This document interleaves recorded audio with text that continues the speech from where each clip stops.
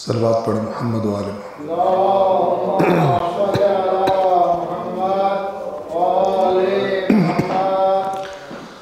اعوذ باللہ من الشیطان الرجیم بسم اللہ الرحمن الرحیم الحمد للہ رب العالمین والصلاة والسلام علی سید الانبیاء والمرسلین وعلی اہل بیتہ الطیبین الطاہرین وصحبہ المنتجبین۔ گزشتہ درس میں ہم نے قرآن کریم کے تیسرے جز میں سورۃ البقرہ آیت نمبر 271 تک تمام کیا تھا۔ آج انشاءاللہ پہلے ہم سورۃ البقرہ کی آیت نمبر 272 اور اگلی چند آیات کی تلاوت کریں گے، اور اس کے بعد جس قدر ممکن ہوا ان آیات کا ترجمہ اور وضاحت آپ کی خدمت میں عرض کریں گے۔ صلوات پڑھیں محمد وعلى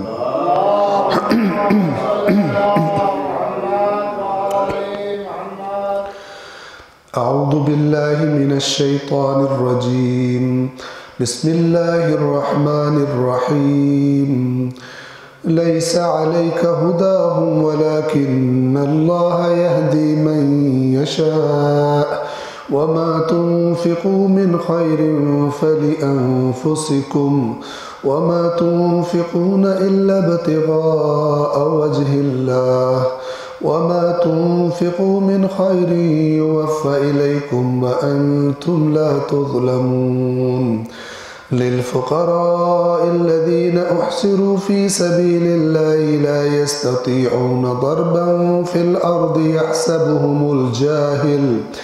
يحسبهم الجاهل أغنياء من التعفف تعرفهم بسيماهم لا يسألون الناس إلحافا وما تنفقوا من خير فإن الله به عليم الذين ينفقون أموالهم بالليل والنهار سرا وعلانية فلهم أجرهم عند ربهم ولا خوف عليهم ولا هم يحزنون الذين يأكلون الربا لا يقومون إلا كما يقوم الذي يتخبطه الشيطان من المس ذلك بأنهم قالوا إنما البيع مثل الربا وأحل الله البيع وحرم الربا فمن جاءه موعظة من ربه فانتهى فله ما سلف وأمره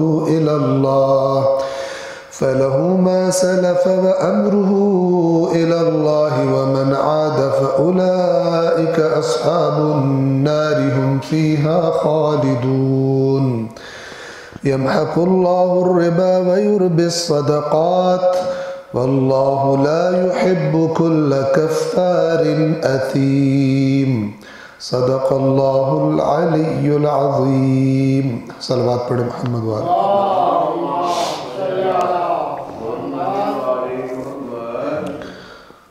سورۃ البقرہ آیت نمبر 272 سے ہم نے آج کے درس کو شروع کرنا ہے، لیکن پچھلی دو آیات کا ترجمہ تکرار کر کے انشاءاللہ آگے چلیں گے۔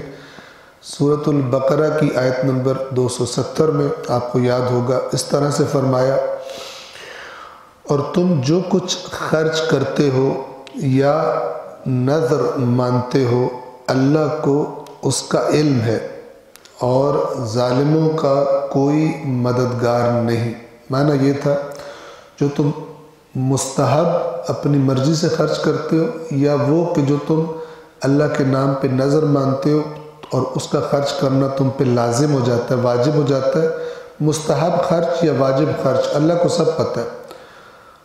اور عرض کی تھی کہ آخر میں فرمایا ظالموں کا کوئی مددگار نہیں ہوگا۔ کیا مطلب؟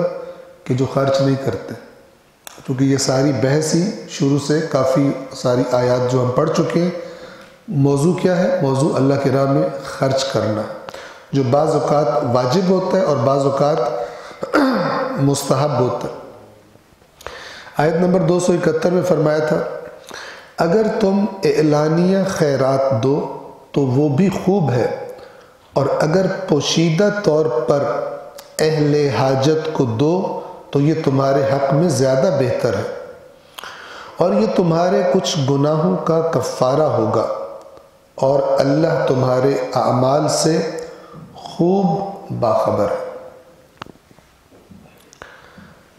یہاں تک ہم نے پڑھ لیا تھا کہ جو یہ بات کی اس آیت نمبر 271 میں، چھپا کے دو، اللہ خوب باخبر ہے، کیا مطلب؟ یعنی تم نے لوگوں سے چھپایا ہے، اللہ سے کچھ نہیں چھپتا، اللہ کو پتہ ہے کہ تم نے خرچ کیا، تو وہ زیادہ خالص ہو جائے گا، اس میں لوگوں کو ریاکاری کا امکان کم ہو جائے گا جب انسان کو پتہ ہوتا ہے کہ میں کسی کو نہیں دکھا رہا اور اللہ تبارک و تعالی جانتا ہے جو میں خرچ کر رہا ہوں۔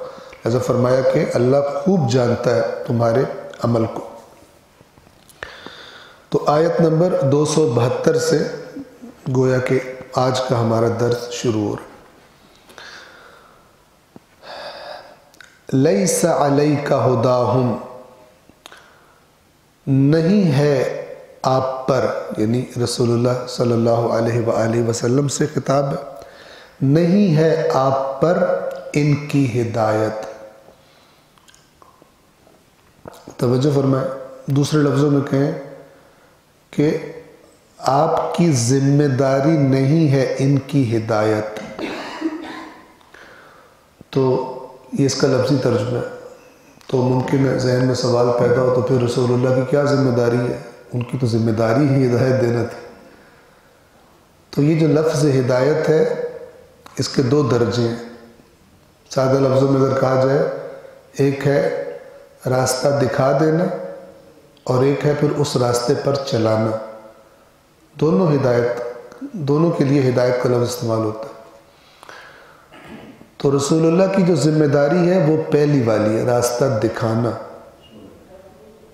اللہ نے ان سے یہی کہا ہے جو قرآن بار بار فرماتا ہے وَمَا عَلَىٰ رَسُولِنَا إِلَّا الْبَلَاغُ الْمُبِينُ، اور نہیں ہے کچھ ہمارے رسول کے ذمے سوائے صاف صاف پہنچا دینے کے، پیغام پہنچا دینے کے۔ انما انت مذکر فذکر، انما انت مذکر، تو اے رسول آپ انہیں نصیحت کیجیے، آپ تو بس نصیحت کرنے والے، لست علیہم بمسیطر، آپ ان پر کوئی داروغہ نہیں ہے کہ زبردستی کروائیں ان سے۔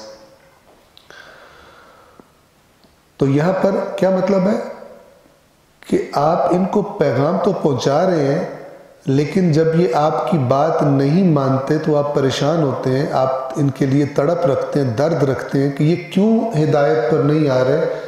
تو اللہ تعالیٰ رسول پاک کو گویا تسلی دے رہا ہے کہ اس وجہ سے آپ اپنے آپ کو پریشانی میں نہ ڈالیں، اس لیے کہ ہم نے آپ پر یہ ذمہ داری ڈالی نہیں۔ لیس علیک ھداھم، آپ کے ذمے نہیں ہے ان کی ہدایت۔ کون سی ہدایت؟ کہ یہ کیوں نہیں چل رہے اس راستے پر جو آپ دکھا رہے ہیں۔ اور کون سی ہدایت ذمہ داری ہے رسول کی؟ صراط مستقیم دکھا دینا، اللہ کا پیغام پہنچا دینا۔ اب اگر کوئی مانے اس کا اختیار ہے، نہ مانے اس کا اختیار ہے۔ زبردستی ٹھونسا ہوا دین، کیا فرمایا آیت الکرسی کے بعد والی آیت کسی شروع تھی؟ لا اکراہ فی الدین، دین میں کوئی زبردستی نہیں، جبر نہیں ہے۔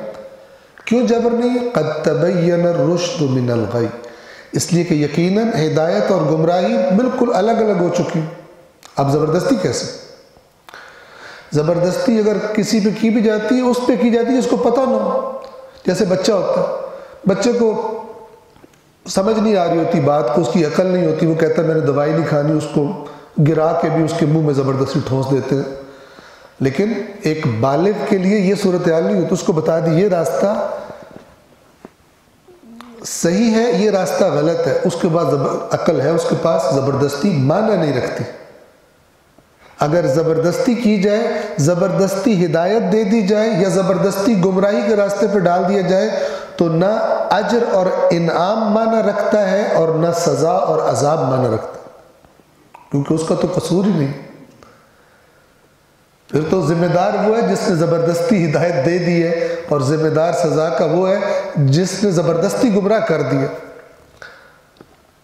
تو زبردستی نہیں ہے، جیسے قرآن فرماتا ہے کہ اے رسول اگر آپ کا رب چاہتا تو اس روح زمین پر جو کوئی ہے سب کے سب ایک ساتھ ایمان لے آتے، تو کیا آپ لوگوں کو مجبور کریں گے کہ وہ مومن بن جائیں؟ یہ ساری آیات اس موضوع کو واضح کرتی ہیں۔ اللہ کے نبی میں کیونکہ تڑپ بہت تھی، درد بہت تھا، خلوص بہت تھا، نجات کی تڑپ، اس لیے بے قرار ہو جاتے تھے، اتنے بے قرار اور اتنا خود کو زحمت میں ڈالتے تھے لوگوں کو تبلیغ کرنے میں کہ اللہ کو قرآن میں متعدد مقامات پر اپنے رسول کو گویا کہ روکنا پڑا کہ ہم نے یہ اس لیے تو نہیں کہا کہ آپ اپنے آپ کو ہلاک کر دیں، آپ اپنے آپ کو مشقتوں میں ڈال لیں۔ تو انشاءاللہ یہ معنی واضح ہے کہ اب اگر کوئی ان کی ہدایت آپ کی ذمہ داری نہیں ہے تو کون سی ذمہ داری نہیں ہے؟ ان کو اس راستے پہ چلانا آپ کی ذمہ داری نہیں ہے، آپ کی ذمہ داری وہ راستہ دکھانا ہے۔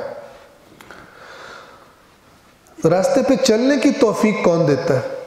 وَلَكِنَّ اللَّهَ يَهْدِي مَن يَشَاءُ، لیکن یہ لیکن وہی ہے جس کو ہم بلکہ کہتے ہیں، بلکہ اللہ ہدایت دیتا ہے جسے چاہتا ہے۔ اب یہاں پر پھر وہی بات کہ یہ جو اللہ کا چاہنا ہے یہ ہم کئی مرتبہ بیان کر چکے، لیکن اس لیے ہم بار بار بیان کرتے ہیں کہ آئے دن یہی سوال کرتے ہیں جو لوگ نئے نئے قرآن کی وادی میں داخل ہوتے ہیں، ان کو یا بعضوں کا داخل بھی نہیں ہوتے، یہ والی آیات سنی ہوتی ہیں تو پوچھتے ہیں کہ ہدایت تو اللہ نے دینی ہوتی ہے، اس سے کیا مراد ہے؟ آپ کی ذمہ داری ان کی ہدایت کرنا آپ کی ذمہ داری نہیں ہے، بلکہ اللہ جسے چاہتا ہے ہدایت کرتا ہے۔ تو اللہ یہاں پر اس کا مطلب یہ نہیں ہے کہ اللہ جس کو چاہتا ہے پھر بندے کو نہیں دیکھتا، اس کو زبردستی ہدایت کر دیتا ہے، اور نہیں چاہتا تو نہیں دیکھتا بندہ کیا کر رہا ہے، زبردستی اس کو گمراہ کر دیتا ہے۔ تو یہ تو عدل نہ ہوا، انصاف نہ ہوا اللہ کا، تو وہ جو فرما رہا ہے۔ تو پھر یہاں پر سمجھنے والی بات ہے، اور وہ کیا سمجھنا چاہیے؟ اللہ کی مشیت کیا ہے، اللہ کا ارادہ کیا ہے ہدایت اور گمراہی کے بارے میں، کیونکہ یہ دو طرفہ کام ہے۔ اللہ نے مجھے اختیار دیا ہے اور مجھے عقل دی ہے، پھر میری طرف نبی بھیجا ہے، پھر میری ہدایت کے لیے اپنی کتاب نازل کی ہے، اور مجھ سے کہا ہے کہ جو تجھے میں نے عقل دی ہے، جو تو نے میں نے اختیار دیا ہے، اسے استعمال کر، اس کو دیکھ پرکھ سن، پھر اپنے اختیار سے اگر آنا ہے تو آ، زبردستی تو میں چاہتا تو سب کو، کسی کی جرت نہیں تھی ہلتا پر، ٹھیک ہے نا؟ جیسے موسیٰ جھکے ہوئے تھے، میں اگر چاہتا تو فرعون بھی ویسے ہی جھک جاتا، کسی کی جرت نہیں، لیکن یہ اللہ نے چاہا نہیں ہے۔ یہ وہی ہے جو میں نے کہا نا کہ اگر تیرا رب چاہتا تو سارے کے سارے ایمان لے آتے اکٹھے، کوئی ایک سیکنڈ بھی تاخیر نہ کر سکتا اگر اللہ اپنی قدرت سے اور اپنی طاقت سے زبردستی لوگوں کو مومن بنانا چاہتا۔ تو جب اللہ نے نہیں چاہا تو پھر آپ کیا زبردستی مومن بنائیں گے سب کو؟ نہیں، ایسا ہے نہیں۔ تو مشیت پروردگار کیا ہے؟ عقل دی ہے، اختیار دیا ہے، رہنمائی کر دی ہے، جو ضروری سمجھی اللہ نے وہ رہنمائی کر دی اپنے نبی کے ذریعے، آسمانی کتاب کے ذریعے۔ اب خدا چاہتا ہے اب تیری مرضی ہے، تبھی تو اجر کا مستحق قرار پائے گا، اور اپنے اختیار سے اگر تو غلط راستہ چنتا ہے تبھی تو سزا کا مستحق قرار پائے گا، ورنہ تو بات ہی نہیں بنتی جنت کی اور جہنم کی۔ تو یہ معنی ہے وَلَكِنَّ اللَّهَ يَهْدِي مَن يَشَاءُ، اللہ اس کو اذن دے گا وادی ایمان میں آنے کا جو اپنے اختیار سے آئے، یعنی بندے کی طرف سے بھی فیصلہ ہو تو اللہ اس کو توفیق دے گا کہ تو آ جا۔ بندے کو رغبت ہی نہیں ہے تو پھر اللہ تو ہے ہی بے نیاز، اللہ کو کس کی ضرورت؟ تو یہ معنی آپ پر ان کی ہدایت نہیں ہے، ذمہ داری نہیں ہے، اللہ جسے چاہتا ہے ہدایت دیتا ہے۔ اس آیت کی تفسیر میں اس طرح سے بیان کیا گیا روایات کی روشنی میں کہ بعض مسلمان، چونکہ یہ مدنی آیت ہے، مدینے کی آیت ہے، تو وہ کفار کی، غیر مسلموں کی اس معاشرے میں انہوں نے مالی مدد کو گویا کہ مشروط کر دیا تھا کہ تو ضرورت مند ہے، ہم تجھے تب دیں گے کہ تو پہلے ایمان لے کے آ۔ تو یہ بھی ایک قسم کی زبردستی ہے۔ تو اللہ تبارک و تعالی نے فرمایا کہ یہ نہ کرو، کہ تم اس سے مشروط کر دو۔ بندہ اگلا بہت سخت ضرورت میں ہے، آپ کو پتہ ہے نا، اسلام غیر مسلموں پر خرچ کرنے سے منع نہیں کرتا۔ کچھ واجب انفاق ہیں، ان کے قواعد و ضوابط ہیں، لیکن ان واجبات مالی سے ہٹ کر آپ غیر مسلموں کی ہیلپ کر سکتے ہیں اپنے مال سے۔ توجہ فرما رہے ہیں؟ تو لہذا فرمایا کہ تم ان کی مدد کو، یعنی اس سے مراد یہ ہے کہ تم، کیونکہ یہ آپ کی ذمہ داری نہیں ہے کوئی ایمان لائے یا نہ لائے، کہ آپ یہ کہہ رہے ہیں کہ ہم تب پیسے دیں گے، تب آپ کی ہیلپ کریں گے تو پہلے ایمان لے آؤ، جبکہ وہ اپنی عقل شعور سے نہیں آ رہا، آپ اس کو لالچ سے مثلا ادھر لے کے آ رہے ہیں۔ تو آپ کی یہ ذمہ داری نہیں ہے، اس سے مشروط نہ کرو۔ اگر وہ ہے ضرورت مند ہے تو آپ اس کو ویسے ہی دے دو۔ ہاں، ویسے ہی دے دینے سے ہو سکتا ہے اس کا دل آپ کی طرف تھوڑا رغبت کرے، لیکن وہ پھر زبردستی نہیں ہوگی، اس کو اپنی مرضی سے آئے گا وہ، اگر آنا چاہتا ہے تو۔ آپ کے اس کام سے وہ ذرا زیادہ آپ کے دین کی طرف متوجہ ہو جائے گا، یار یہ کتنے اچھے لوگ ہیں، ان کا دین کیا کہتا ہے، اور جب اس کو آ کے قریب سے آ کے دیکھے گا تو اس کو پسند آئے گا، اور وہ مثلا اس کی عقل کہے گی، اس کی طرف رغبت ہوگی، وہ ایمان لے آئے گا۔ ایک صلوات پڑھیں محمد وآل محمد پر۔ ایک اس آیت کا، یعنی اس آیت کے حصے کا ایک یہ معنی، ٹھیک ہے، کیا گیا، اور ایک دوسرا معنی بھی کیا گیا، وہ بھی اپنی جگہ پہ برحق ہے، یعنی دونوں معنی اسی آیت سے نکلتے ہیں۔ اور وہ کیا ہے؟ وہ انہی آیات کے اگر آپ موضوع کو دیکھیں، انفاق کو، اللہ اتنا کہہ رہا ہے انفاق کرو، انفاق کرو، یوں کرو، اس کے بعد فرما رہا ہے کہ اس کے باوجود بھی اگر یہ پھر کنجوس کے کنجوس سے پیسے نہ خرچ کریں تو آپ کی ذمہ داری نہیں ہے۔ جیسے یہ دو آیتیں پیچھے جائیں، آیت نمبر 269 میں اسی انفاق کی توفیق کو حکمت کہا تھا۔ وہ جسے چاہتا ہے حکمت عطا فرماتا ہے، اور جسے حکمت دی جائے گویا اسے خیر کثیر دیا گیا ہے، اور صاحبان عقل ہی نصیحت کو قبول کرتے ہیں۔ یہ حکمت سے یہاں کیا مراد ہے؟ حکمت سے کمانا عمومی ہے، دانائی، لیکن یہاں پر جو کہ سارا موضوع انفاق کا چل رہا ہے پچھلی آیات میں، دانائی یہ نہیں ہے کہ تم سمجھو میں نے خرچ نہیں کیا تو میں بچ گیا، بلکہ دانائی، اگر تم مومن ہو تو پھر اللہ کو، انسان کیا کرتے ہیں؟ دیکھیں ہمارے یہاں دانا کس کو سمجھا جاتا ہے؟ اس بندے کو کہ جو آج ہی جو پیسے اس کے پاس ہیں سارے لگائے، آج کا دن اچھا گزار لے، اور کل کا سوچے نہ کہ کل میں پلان ہی نہ کرے، اس کو عقل مند نہیں کہتے۔ کس کو عقل مند کہتے ہیں؟ کہ آج تھوڑے اخراجات کو کنٹرول کر لے لیکن سیونگز کر لے۔ کہتے ہیں نا بڑا سمجھدار بندہ ہے، ادھر انویسٹ کیا، ادھر سیونگ کی ہوئی ہے، تو یہ بڑا سمجھدار ہے، چونکہ ان کو نظر آ رہا ہوتا ہے کہ اگر آج ہی سارا لگا دے گا کل ہاتھ پہ ہاتھ دھر کے بیٹھا ہوگا، بھوکا ہوگا، جیسے کئی لوگ ہو بھی جاتے ہیں غلط پلاننگ کی وجہ سے۔ تو اسی طرح اگر انسان کو ایمان ہے اللہ پر، رسول پر، قیامت پر، تو پھر ایمان اس سے کیا کہہ رہے ہیں؟ انویسٹ کر ادھر، یہ دانائی ہے۔ اللہ کی راہ میں خرچ کرنا دانائی ہے۔ تو اللہ کہہ رہا ہے جسے چاہتا ہے یہ حکمت عطا کرتا ہے، یہ حکمت جس کو عطا ہوگی اس کو خیر کثیر مل گی، بہت زیادہ بڑا، اس کو خود بخود ہی زیادہ ہونے والا بینک اکاؤنٹ اللہ نے کھول دیا، اس کو خیر کثیر دے دی۔ لیکن پھر فرمایا وما یذکر الا اولو الالباب، لیکن نصیحت قبول نہیں کرتے مگر صاحبان عقل، جن کی عقل خالص ہوتی ہے، ملا و خواہشات اور جذبات سے آلودہ نہیں کرتے، تب وہ ان حکمتوں تک پہنچتے۔ توجہ فرما رہے ہیں؟ تو وہاں پر فرمایا تھا کہ اللہ جسے چاہتا ہے حکمت دیتا ہے، اور اس 269 میں اور 272 میں کیا فرمایا؟ وَلَكِنَّ اللَّهَ يَهْدِي مَن يَشَاءُ، اللہ جسے چاہتا ہے ہدایت دیتا ہے۔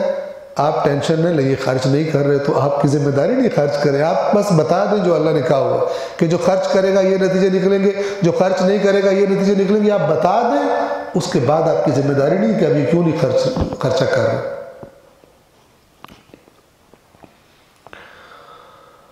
تو یہ جملہ بول کر آگے پھر کیا فرمایا؟ وَمَا تُنْفِقُوا مِنْ خَيْرٍ فَلِأَنفُسِكُمْ، اور جو بھی انفاق کرتے ہو تم خیر میں سے، فَلِأَنفُسِكُمْ، تو وہ تم اپنے لیے ہی کرتے ہو۔ اللہ کا کوئی، اللہ تعالیٰ کو ایسا نہیں ہے کہ کسی بینک کا اللہ تعالیٰ مینیجر ہے اور بینک کے مالکوں نے ذمہ لگایا بھی اتنا زیادہ سرمایہ جو ہے تو انہیں کلائنٹ سے اکٹھا کرنا ہے، تو اللہ کہہ رہے انفاق کرو انفاق کرو، جیسے یہ بینکوں کے مینیجر کہہ رہے ہوتے ہیں نا پیسے ہمارے پاس رکھوائیں، اکاؤنٹ کھلوائیں، فلان کریں، تو تم جو ادھر دے رہے ہو فَلِأَنفُسِكُمْ، تو تمہارے اپنے لیے ہی۔ وَمَا تُنْفِقُونَ إِلَّا ابْتِغَاءَ وَجْهِ اللَّهِ، اور جو بھی انفاق کرتے ہو اور نہیں انفاق کرتے، یہ جو ماں ہے نا میم الف، یہ کبھی جو کے معنی میں آتا ہے جو بھی، اور کبھی کبھی نہیں کے معنی میں آتا ہے۔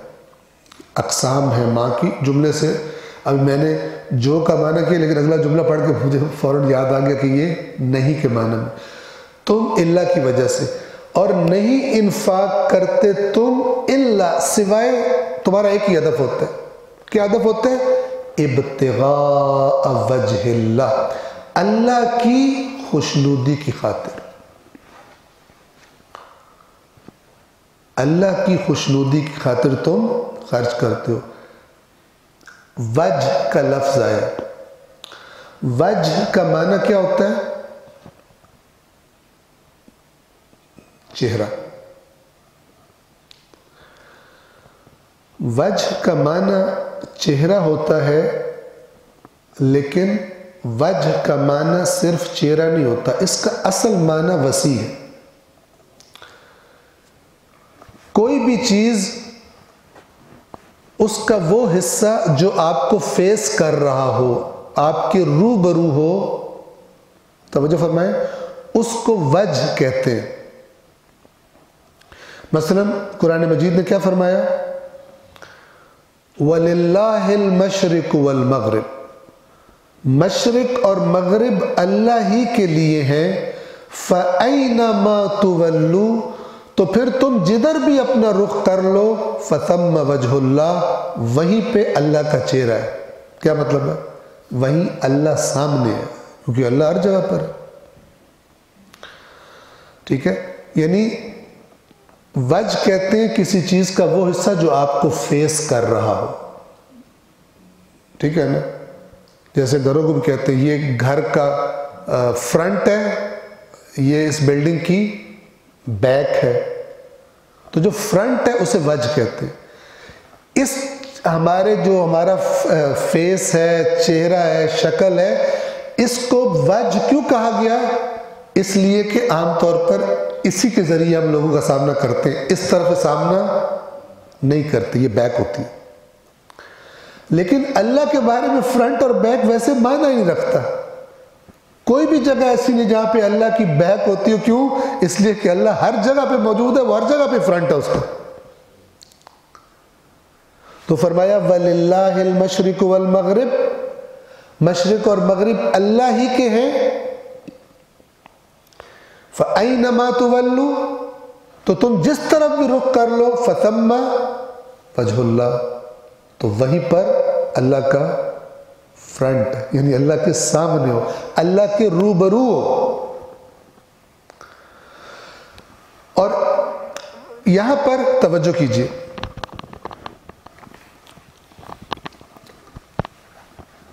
تاکہ یہ لفظ وجہ کا قرآن میں استعمال آپ کو مزید واضح ہو جائے۔ جو سورہ دہر اور سورہ انسان کی آیات ہیں کہ وَيُطْعِمُونَ الطَّعَامَ عَلَى حُبِّهِ مِسْكِينًا وَيَتِيمًا وَأَسِيرًا اِنَّمَا نُطْعِمُكُمْ، یعنی وہ اللہ تعالیٰ بتا رہا ہے کہ یہ ہستیاں کیا کرتی ہیں جن کے بارے میں آیات اتری ہیں، وَيُطْعِمُونَ الطَّعَامَ، کھانا کھلاتے ہیں، عَلَى حُبِّهِ، اللہ کی محبت میں، یا خود بھی ان کا جی چاہ رہا ہوتا ہے کھانا کھانے کا، بھوکے ہیں، روزہ رکھا ہوا ہے، لیکن اس کو اپنی حب کو سائڈ پہ کر کے مسکین اور یتیم اور اسیر کو کھلا دیتے ہیں۔ اگلی آیت میں اس کی وضاحت کی ہے کیوں کھلا رہے ہیں اس کو، توجہ کیجیے، انما نطعمکم لوجہ اللہ، ہم جو تمہیں کھلا رہے ہیں، مثلا آیات اتری اہل بیت اطہار کی شان میں، مولا علی، جناب سیدہ امام حسن امام حسین، اس گھرانے کی شان میں، یہ لوگ کیا کہہ رہے ہیں، ہم تمہیں کھلا رہے ہیں کس کے لیے، لوجہ اللہ، کیا ترجمہ کریں گے، اللہ کے چہرے کے لیے، ٹھیک ہے، اللہ کے لیے، لہٰذا اس کا ترجمہ قرآن کرنے والے کیا کرتے ہیں، اللہ کی رضا اور خوشنودی کے لیے، ورنہ اللہ تبارک و تعالیٰ کو بھی ہماری طرح چہرہ تھوڑی ہے۔ پرابلم بعض اوقات یہ ہو جاتی ہے چونکہ ہم وجہ کا معنی عام طور پہ ہم چہرہ کرتے ہیں اپنی زبان میں، تو پھر جب اللہ کا وجہ بھی آتا ہے پھر کوئی نہ کوئی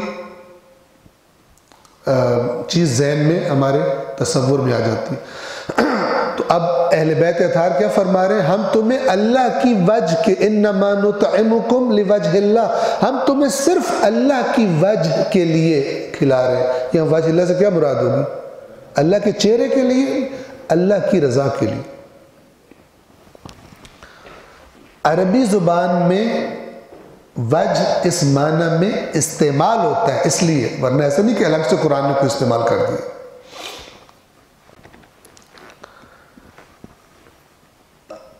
اگر آپ غور فرمائیں، ایسے میرے ذہن میں آ گیا، یہ ہماری زبانوں میں بھی ہے، میں نے اس کی بات نہیں ماننی تھی، البتہ پنجابی میں زیادہ استعمال ہوتا ہے، آپ سارے پنجابی سمجھنے والے بیٹھے ہیں، کہتے ہیں کہ تیرے منہ نو میں ہاں کر دیتی ورنہ کرنی نہیں سی۔ تیرے منہ نو سے کیا مطلب ہے، تیری وجہ سے، تیرا لحاظ رکھتے ہوئے، تیری رضا کے لیے، تیرے منہ نو میں مان گیا ورنہ سوال ہی نہیں پیدا ہوگا۔ تو یہ ہر زبان میں تعبیرات عربی میں بھی ہے، انما نطعمکم لوجہ اللہ، تو اللہ کے چہرے کی خاطر، یعنی اللہ کی خاطر، تیرے منہ مان گیا ورنہ نہیں ماننا سی۔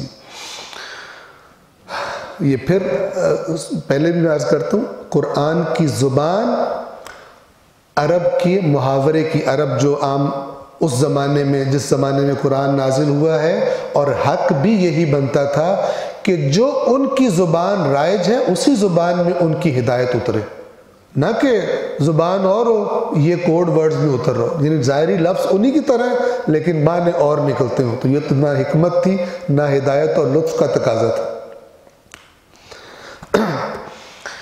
وَمَا تُنْفِقُونَ إِلَّا ابْتِغَاءَ وَجْهِ اللَّهِ، اور نہیں انفاق کرتے تم سوائے ایک چیز کے، اور وہ کیا ہے، إِلَّا ابْتِغَاء، ابتغاء چاہتے ہوئے، کیا چاہتے ہوئے، وجہ اللہ، اللہ کا چہرہ چاہتے ہوئے، اللہ کی رضا چاہتے ہوئے، اللہ کی خوشنودی چاہتے ہوئے۔ وَمَا تُنْفِقُوا مِنْ خَيْرٍ، اور جو کچھ بھی انفاق کرتے ہو تم خیر میں سے، یعنی جو بھی مال اپنے میں سے خرچ کرتے ہو، يُوَفَّ إِلَيْكُمْ، پورا پورا تمہیں واپس کیا جائے گا، اللہ بیچ میں سے کوئی چیز کمی نہیں کرے گا۔ وَأَنْتُمْ لَا تُظْلَمُونَ، اور تم پہ کوئی ظلم نہیں کیا جائے گا کہ تمہیں لگے کہ ہم نے جو دیا تھا بیچ میں گھاٹا پڑ گیا۔ اگر کسی کو یہ ہو کہ یعنی یہ گویا کہ گارنٹی دی جا رہی ہے، اور جبکہ حقیقت کیا ہے، نہ صرف یہ کہ پورا پورا دیا جائے گا، بلکہ یہ انفاق کا موضوع جہاں سے شروع ہوا تھا، وہ شروع ہی کہاں سے ہوا تھا کہ جو اللہ کی راہ میں مال خرچ کرتے ہیں ان کے مال کی مثال ایک دانے کی سی ہے جس میں سے پھر اتنی بالیاں نکلی اور فلان، اور وہ 700 کے برابر کر دیا تھا۔ تو آیت نمبر 272 کے ترجمے کو میں یہاں سے پڑھ کے تکرار کر رہا ہوں۔ آپ کے ذمے نہیں ہے کہ انہیں ہدایت دیں۔ تو قبلہ شیخ صاحب نے، شیخ محسن علی نجفی صاحب نے بریکٹس میں لکھا ہوا ہے جبرن، چونکہ قرآن کے متن میں جبرن کا لفظ نہیں ہے۔ آپ کے ذمے نہیں ہے کہ انہیں جبرن ہدایت دیں، بلکہ خدا ہی جسے چاہتا ہے ہدایت دیتا ہے۔ وضاحت میں نے آپ کی خدمت میں عرض کر دی تھی، اپنے اختیار سے آئے، رغبت سے آئے، اس نبی کی ہدایت کو دیکھ پرکھ۔ اور تم جو بھی مال خرچ کرو گے اس کا فائدہ تم ہی کو ہے۔ ایک بات، اگلی بات، اور تم صرف اللہ کی خوشنودی کے لیے خرچ کرو گے۔ وجہ اللہ کا ترجمہ کیا کیا ہے؟ خوشنودی، اللہ کی خوشنودی کے لیے خرچ کرو گے۔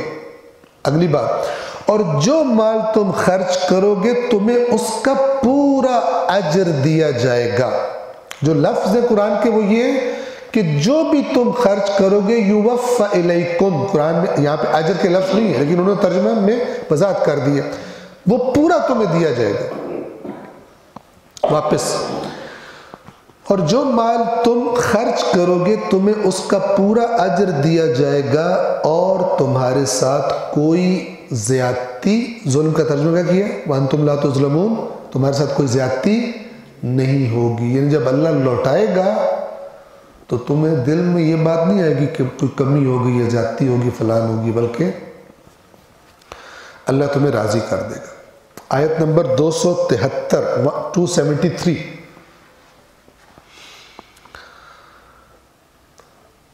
للفقراء۔ اب اس آیت میں کیا بتایا جا رہا ہے؟ کن پہ خرچ کرو؟ ویسے تو یعنی پہلے بتا دیا گیا فقیروں مسکینوں پر، پورا قرآن بھرا پڑا، جو بھی ضرورت مند ہے، چاہے وہ مانگتا ہے چاہے وہ نہیں مانگتا، لیکن اس کی اخراجات پورے نہیں ہوتے اس کی آمدن سے، تو کلی بات اپنی جگہ پر ہے۔ آیت نمبر 273 میں ایک خاص مورد کو ڈسکس کیا جا رہا ہے، ایک خاص موضوع، ایک خاص افراد کا گروہ کہ جس کے بارے میں اللہ تاکید فرما رہا ہے کہ ان پہ خرچ کرو۔ یہ کون لوگ تھے جو روایات نے بتایا اور تاریخ اسلام بڑی اچھی طرح بتاتی ہے؟ یہ اللہ کے رسول پر ایمان لانے والے اصحاب کا وہ گروہ تھا جن کو اصحاب صفہ کے نام سے یاد کیا جاتا ہے۔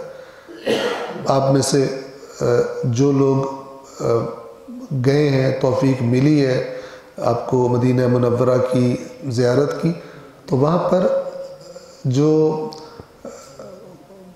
قبلہ کی دوسری والی سائیڈ ہے، یعنی کہ ایک تو رسول پاک کی ذریح جو اس کا قبلے کی سائیڈ پر رخ ہے، جو اس کی بیک سائیڈ ہے، وہاں پر ایک چبوترا ہے، اس چبوترے کو اصحاب صفہ کا چبوترا کہتے ہیں۔ اصحاب صفہ کون تھے؟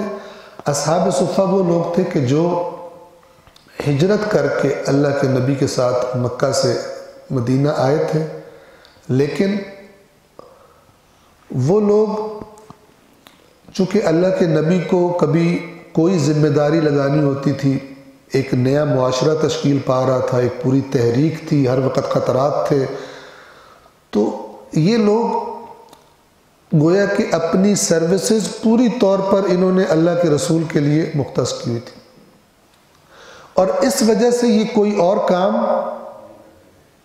نہیں کر سکتے تھے۔ کوئی ان کا کاروبار نہیں تھا، کوئی ان کی کھیتی باڑی نہیں تھی، یہ وہیں پہ رہتے تھے۔ تو ان کو خاص طور پر ڈسکس کی، اور یہ ایسے تھے کہ مانگتے بھی نہیں تھے، اور آپ کو جو روایات میں ان کے حالات ملیں گے، ایک لباس ہوتا تھا پہننے کے لیے، بعض اوقات کھانا، ابتدائی دور میں مدینہ منورہ میں بھوک اور پیاس کا دور تھا، کپڑے نہیں ہوتے تھے، ایک آدھا کپڑا ہے بس اسی پہ گزارا ہو رہا ہے، کھانا نہیں ہوتا تھا، بھوکے رہ جاتے تھے۔ تو اس معاملے میں اصحاب صفہ کی حالت بہت ہی خراب تھی۔ آپ کو پتہ ہے مثلا حضرت ابو ذر اصحاب صفہ میں سے. تو اس آیت میں ان افراد کا ذکر کیا جا رہا ہے کہ جو اللہ کی راہ میں یعنی دینی اپنی کوئی ذمہ داری ادا کرنے کی وجہ سے اب کوئی اور کام نہیں کر سکتا،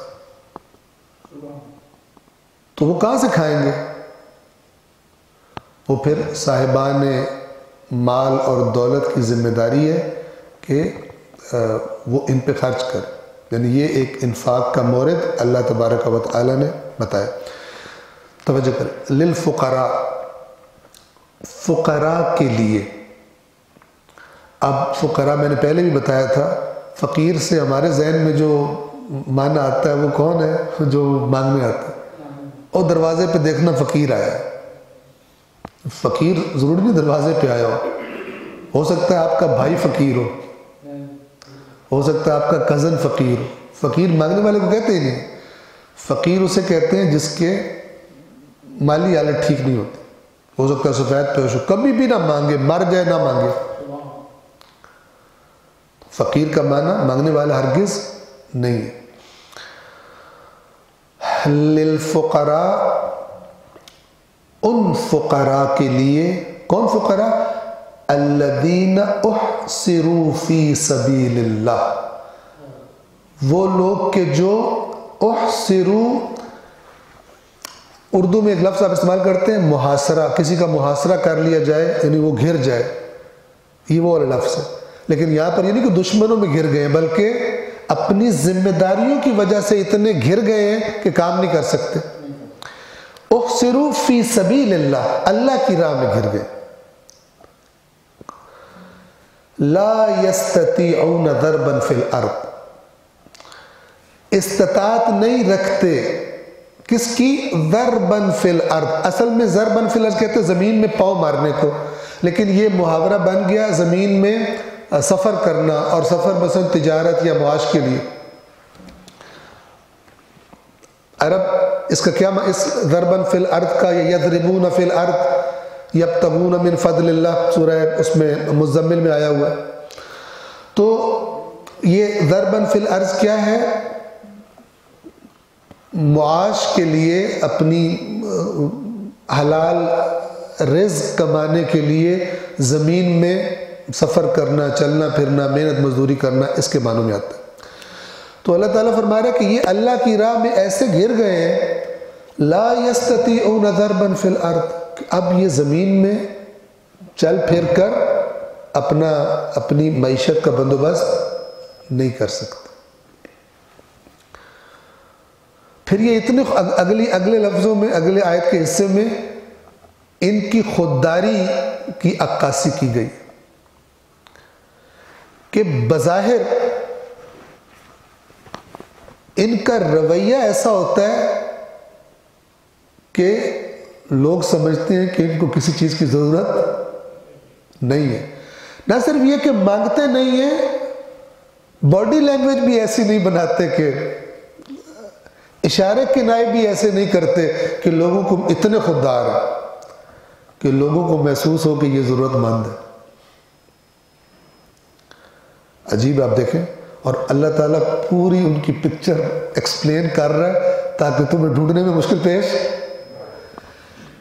لفظ دیکھیں، یحسبہم الجاہل اغنیاء، یعنی جو لوگ اس طبقے سے غافل ہیں ان کو اللہ کیا کہہ رہے ہیں؟ جاہل. جاہل گمان کرتا ہے کہ یہ لوگ بے نیاز ہیں، انہیں کسی چیز کی ضرورت، ٹھیک ہے. جاہل گمان کرتا ہے، سمجھتا ہے کہ یہ لوگ اغنیاء ہیں. کیوں؟ من التعفف، ان کی عفت کی وجہ سے. عفت کسے کہتے ہیں؟ یعنی وہ اپنے دامن کو یہ مانگنے شانگنے سے پاک رکھتے ہیں. یعنی وہ سمجھتے ہیں کہ اگر میں نے خود کو کسی کے آگے ہاتھ پھیلا دیا تو یہ داغ ہے میرے سفید دامن پر. مانگنے والا تو چونکہ پاک دامنی بعض اوقات مثلا جنسی معاملات میں ہوتی ہے، بعض اوقات حلال و حرام کے معاملے میں ہوتی ہے، اور یہاں پر کیا ہے؟ مانگنا کیونکہ ایک پستی کا کام ہے، یہ نہیں مانگتے. اور جب یہ مانگتے نہیں ہیں، نہ صرف یہ کہ منہ سے نہیں مانگتے بلکہ پتہ ہی نہیں چلتا. پتہ کس کو چلتا ہے؟ جو سنجیدہ لوگ ہیں اس معاملے میں، کہ وہ دیکھ رہے ہوتے ہیں کہ ہم نے صرف مانگنے والوں کو نہیں دینا بلکہ اس معاشرے میں خوددار لوگ بھی ہیں اور ان کی پرابلم زیادہ. مانگنے والا پھر ایک دو تیسرے چوتھے کسی کی جیب سے کچھ نکلوا ہی لیتا ہے، لیکن جو نہیں مانگتا ہوتا اس کا کیا بنے گا؟ اور خاص طور پر وہ لوگ کہ جن کی یہ حالت اس لیے ہو گئی ہے کیونکہ وہ مثلاً اللہ کی راہ میں کوئی کام کر رہے ہیں، تو وہ تو بالکل ہی ان کی زندگی میں مسائل پیدا ہو جائیں گے. یحسبہم الجاہل اغنیاء. اغنیاء غنی کی جمع ہے. غنی کہتے ہیں جس کے پاس اتنا پیسہ ہوتا ہے کہ اسے کسی سے ضرورت نہیں پڑتی. جاہل گمان کرتا ہے کہ یہ اغنیاء ہے، غنی ہے، ان کو ضرورت ہی نہیں ہے. کیوں سمجھتا ہے یوں؟ من التعفف، ان کے تعفف کی وجہ سے، ان کی عفت کی وجہ سے، ان کی پاک دامنی کی وجہ سے. پاک دامنی یہاں پہ کس تناظر میں ہے، کس کانٹیکسٹ میں ہے؟ سوال سے اپنا دامن پاک رکھتے ہیں. لیکن آگے عجیب بات، اب بات سمجھیے گا قرآن مجید کس طرح سے گائیڈ کرتا ہے. جو نہیں جانتا، اللہ کیا کہہ رہے؟ جاہل سمجھتا ہے، گمان کرتا ہے کہ انہیں ضرورت نہیں ہے. تعرفہم بسیماہم، تو ان کے چہروں سے انہیں پہچان لے گا. یہ چہروں سے پہچاننے سے کیا مراد ہے؟ سیماہم میں نے چہرہ کہا، اصل میں سیما کہتے ہیں علامت کو. جو سورہ حجرات کی آخری آیت ہے اس میں کیا ہے کہ سیماہم فی وجوہہم من اثر السجود، ان کے چہروں پر نشان لگے ہوئے ان کے سجدوں کی وجہ سے. سیماہم ان کی نشانیاں، فی وجوہہم ان کے چہروں پر ہے. کس وجہ سے؟ من اثر السجود، سجدوں کے اثر سے.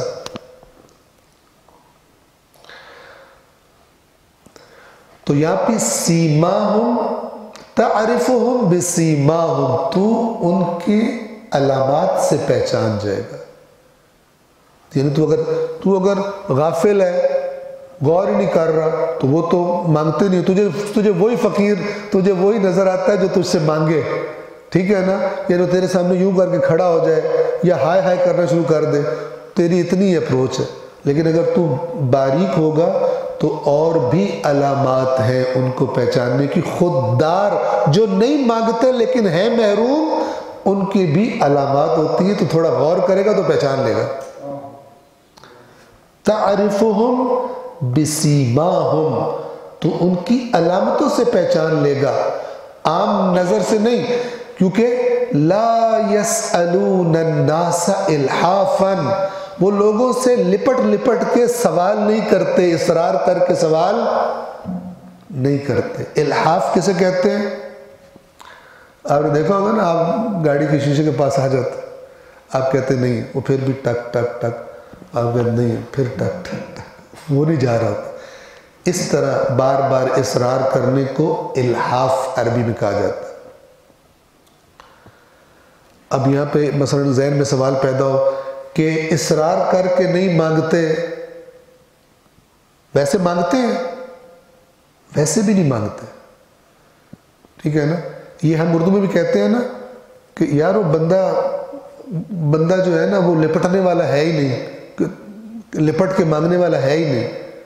یہ کیوں کہہ رہے ہوتے ہیں؟ ذرا بات کو زیادہ پہنچانے کے لیے کہہ رہے ہوتے ہیں، نہ یہ کہ لپٹ کے نہیں مانگے گا ویسے مانگ رہا ہوتا ہے، یہ نہیں کہنا چاہ رہے ہوتے. چونکہ عام طور پر جو پروفیشنل منگتے ہوتے ہیں، جو ساحل ہوتے ہیں، وہ گاڑی سے لپٹ جاتے ہیں، یا مثلا آپ کا دامن پکڑ لیں گے کہ نہیں چھوڑیں گے کہ دے کر جاؤ دے کر جاؤ دے کر جاؤ. یہ ایک علامت ہے، ٹھیک ہے؟ اس کا معنی یہ نہیں ہے کہ وہ اصرار سے نہیں مانگتے، ویسے مانگتے ہیں. چونکہ پچھلی آیت اسی کی گواہی دے رہی ہے، کیونکہ جو مانگتا ہو وہ تو پہچانا جائے گا. اللہ کہہ رہا ہے تو جاہل ان کو نہیں پہچانتا، لیکن تو ان کی علامات سے ان کو پہچان لے گا. اور ان کی علامت یہ نہیں ہوتی کہ وہ مانگتے ہو. پہلے خبردار کیا جا رہا ہے کہ اس علامت کی تلاش میں مت رہنا. اگر ان کو ڈھونڈنا چاہتے ہو کہ ہوگی ضرورت تو مانگ لے گا، تو یہ مانگنے والے نہیں ہیں. لا يسألون الناس الحافا، لوگوں سے وہ تکرار کر کے نہیں مانگتے. وما، اور آیت کا اختتام یہاں پہ فرما رہے ہیں وما تنفقوا من خیر، اور جو کچھ بھی تم خرچ کرتے ہو، انفاق کرتے ہو خیر میں سے، فإن اللہ بہ علیم، تو یقیناً اللہ اس کے بارے میں خوب علم رکھتا ہے. جو خرچ کرتے ہو اللہ کے لیے خرچ کرتے ہو، جو خرچ کرتے ہو اپنے لیے خرچ کرتے ہو، جو خرچ کرتے ہو پورا تمہیں اجر دیا جائے گا، جو خرچ کرتے ہو اللہ اچھی طرح سے اس کا علم رکھتا ہے. یہ ساری ترغیبات ہے کہ اس کمپنی میں انویسٹمنٹ تمہاری ضائع نہیں ہوگی، کسی بھی طریقے سے ضائع نہیں ہوگی. تو آیت نمبر 273 کے ترجمے کو یہاں سے پڑھ کے میں تکرار کر رہا ہوں. ان فقراء کے لیے، اور بریکٹس میں لکھا ہے خرچ کرو، ان فقراء کے لیے خرچ کرو جو راہ خدا میں اس طرح گھر گئے ہیں کہ وہ زمین میں دوڑ دھوپ نہیں کر سکتے. اور بریکٹس میں لکھا ہے معیشت کے لیے نہیں کر سکتے. ناواقف لوگ ان کی حیا و عفت کی بنا پر انہیں مالدار خیال کرتے ہیں. تو بالکل ٹھیک ٹھاک، چونکہ انہوں نے فقیر کی نہ سمجھا ہے، وہی جو روڈوں پہ پھر ہوتے پاتھوں پہ آ جاتے ہیں، دروازے آ کے بجاتے ہیں. ان کا مبلغ علم اتنا، یہ علم کی رینج اتنی ہے، سمجھتے ہیں یہ لوگ فقیر ہوتے ہیں. یہ تو بالکل ٹھیک ٹھاک ہے،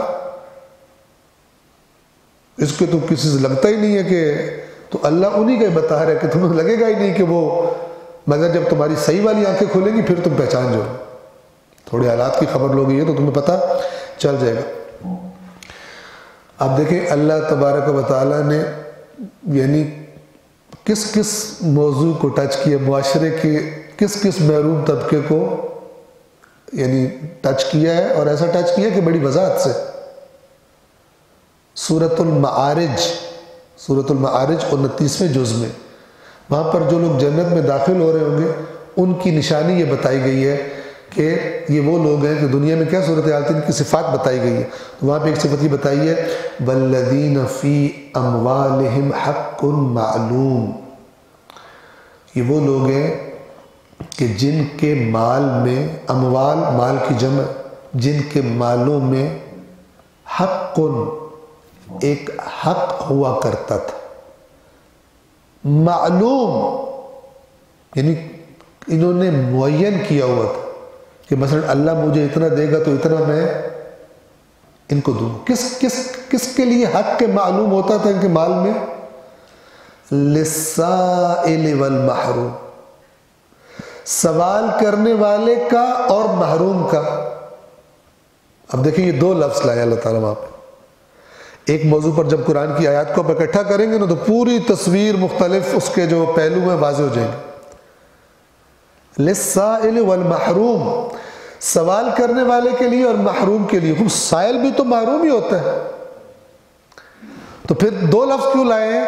سائل سوال کرنے والا، اور محروم وہ محروم جو سوال نہیں کرتا ہے. محروم ہی، لیکن محروم دو قسم کے ہو سکتے ہیں نا، ایک جو مانگ لے، دوسرا نہ مانگے.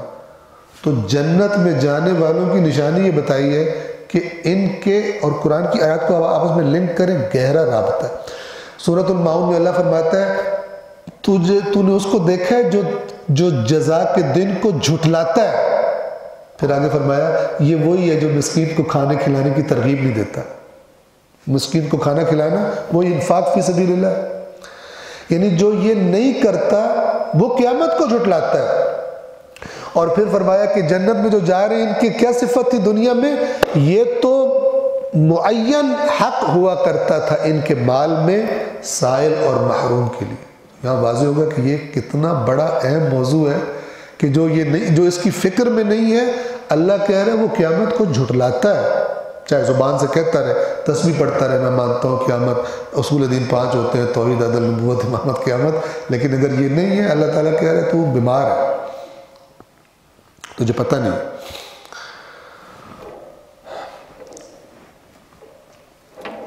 ناواقف لوگ ان کی حیا و عفت کی بنا پر انہیں مالدار خیال کرتے ہیں، حالانکہ ان کے قیافے سے، انہوں نے سیما کا ترجمہ کیا کیا ہے؟ قیافہ، ٹھیک ہے، ہم نے کو معنی بتا، سیما کا معنی علامت ہے، اور قرآن کی آیت ہی میں نے آپ کو مثال کے طور پہ پیش کی، سیماہم فی وجوہہم، ان کی علامتیں ان کے چہروں پر ہیں، کس سے؟ من اثر السجود، سجدوں کے اثر سے، یہاں سے پتہ لگا سیما کا معنی کیا ہے، ٹھیک ہے نا۔ تو اب یہ جو سیما ہے یہ بعض اوقات ظاہر میں ہوتی ہیں، بعض اوقات ظاہر نہیں ہوتی، لیکن تھوڑا غور کرو تو پتہ لگ جاتی ہیں، علامات دکھائی دے جاتی ہیں۔ مثلا آپ کوئی سفید پوش آدمی جو بالکل اتنا پاک دامن ہے اس معاملے میں کہ احساس ہی نہیں دیتا کسی کو عام روٹین میں، لیکن اگر آپ تھوڑا سا قریب جاؤ گے، ٹھیک ہے نا، پوچھو گے بھئی مثلا ماشاءاللہ کیا مصروفیات ہیں، کیا کرتے ہیں، یہ کرتے، تو آپ کو جھوٹ بھی نہیں بولے گا، ٹھیک ہے، تو وہ اپنے آپ کو بچانے کی بھی کوشش کرے گا، تب بھی آپ کو پتہ چل جائے گا۔ اگر آپ سنجیدہ آدمی ہو تو اس شعبے میں، تو پھر آپ کو پتہ چل جائے گا کہ معاملہ اتنا فٹ نہیں ہے جتنا دکھائی دیتا ہے۔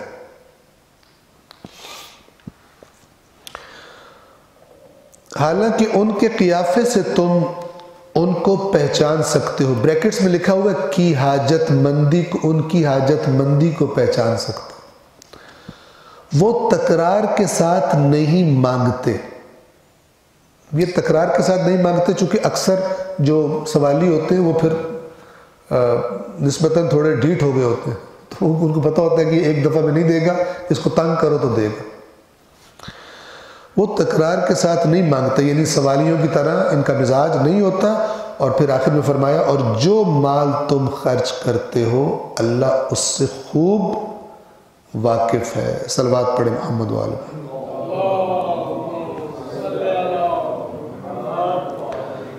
آیت نمبر 274 274 آج کے لیے آخری آیت، معنی بالکل واضح ہے، بہت تفصیلات کی ضرورت نہیں ہے، اور جس وضاحت کی ضرورت تھی وہ میں ایک دفعہ پہلے بھی آپ کو بیان کر چکا ہوں۔ چھپا کر اور اعلانیہ خرچ کرنا، کب چھپا کے خرچ کرنا چاہیے، کب اعلانیہ خرچ کرنا چاہیے۔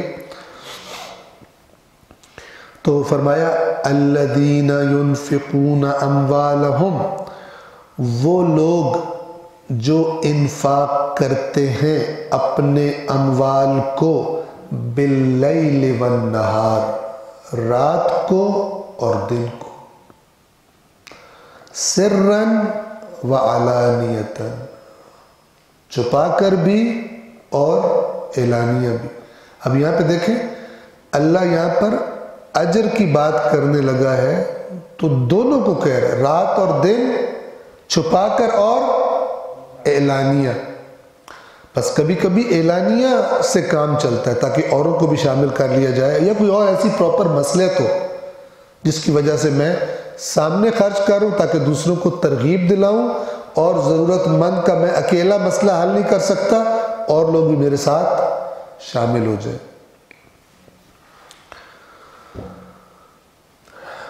وہ لوگ کہ جو اپنے مال انفاق کرتے ہیں باللیل، رات کو، والنہار اور دن کو، سرًا چھپا کر رازداری سے، وعلانیةً اور اعلانیہ سامنے، فلہم اجرہم تو ان کے لیے ہے ان کا اجر، عند ربہم ان کے رب کے ہاں، ان کے رب کے پاس، ولا خوف علیہم اور نہ ان پر کوئی خوف ہوگا، ولا ہم یحزنون اور نہ ہی کوئی حزن۔ کیا فرق ہے خوف اور حزن میں؟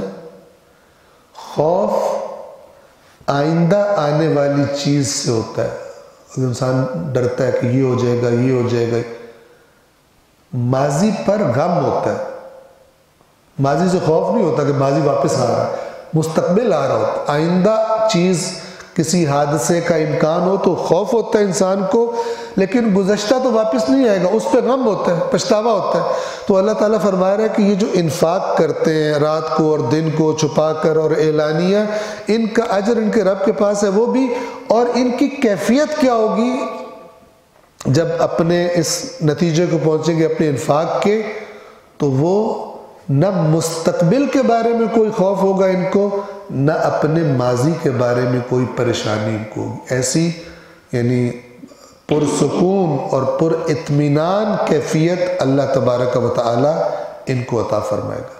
وَلَا خَوْفٌ عَلَيْهِمْ وَلَا هُمْ يَحْزَنُونَ، آیت نمبر 274 کے ترجمے کو میں یہاں سے پڑھ کے تکرار کر رہا ہوں۔ جو لوگ اپنا مال شب و روز پوشیدہ اور طور پر خرچ کرتے ہیں، ان کا اجر ان کے رب کے پاس ہے، اور انہیں نہ کوئی خوف لاحق ہوگا اور نہ وہ محزون، حزن سے محزون ہے یعنی غم، نہ وہ غم زدہ ہوں گے۔ یہ دونوں چیزوں سے اللہ ان کو اطمینان میں رکھے گا۔ تو آج کے درس کو ہم سورۃ البقرہ کی آیت نمبر 274 پہ تمام کر رہے ہیں۔ ان آیات سے مربوط اگر کوئی سوال ہو تو وہ آپ لوگ پوچھ سکتے ہیں۔ پروردگار عالم سے دعا ہے کہ اے پروردگار یا اللہ یا رحمان یا رحیم، اپنی رحمت نازل فرما اور درود و سلام بھیج محمد و آل محمد پر، اور ہم سب کو قرآن کریم اور محمد و آل محمد کی تعلیمات کو پڑھنے کی، سمجھنے کی اور انہی کی رہنمائی کی روشنی میں اپنی زندگیاں گزارنے کی اور اپنی آئندہ نسلوں کی تربیت کرنے کی توفیق عطا فرمائے۔ پر محمد و آل محمد صلوات۔